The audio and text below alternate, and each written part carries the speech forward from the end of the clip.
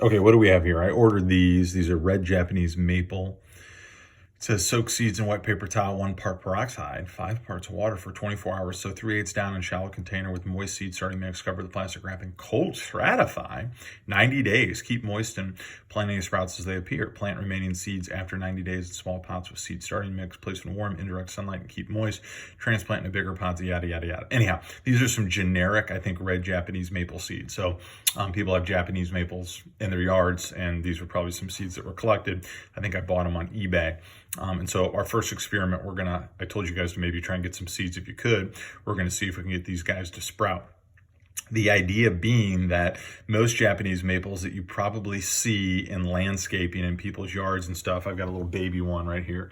This is a starfish Japanese maple. If we look at it right here, all right, you can see the leaves are kind of starfish shaped. But if you look real close right here, this guy's actually been grafted. So basically what happened was somebody took this basic seed, grew a plant out of it, all right, took the plant that they grew, which is this, here's my finger, which is this bottom part right here, and they grafted this specific, and they call this, again, the starfish Japanese maple. They grafted a branch off of another starfish Japanese maple to the actual root stock and this little stem, or this stubby part, okay, of one of these generic Japanese maples. So there's all these unique Japanese maples that you can buy online, but they're all grafted. And why do they graft them? Well, because if they allowed sexual selection to occur between this starfish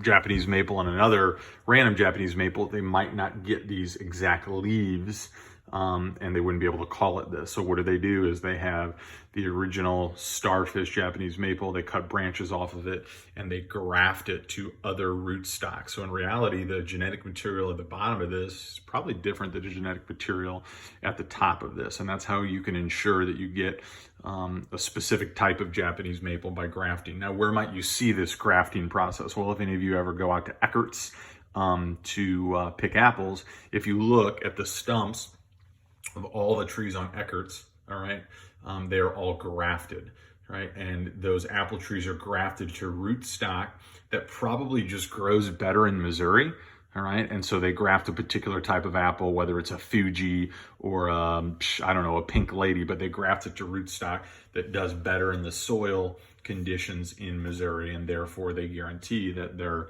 actual little tree will grow a lot better. So there's a lot of trees that are done like this. They're grafted on here. And as this tree grows more and more, this will become less and less pronounced. But you can see that specific spot is where they did that. So what did Mr. Catelli do? He bought these maple seeds because he wanted to grow some root stock and try and graft some Japanese maples that he has on his property that are unique ones that he specifically bought. They have special names or whatever. And I was going to try and graft some of them to see if I could make that occur. But anyhow, your job, hopefully, if you got some seeds, is to plant them. And so we want to do a little background research on, number one, why do I want to use peroxide, all right, at the beginning of this? And then what do they mean by cold stratify?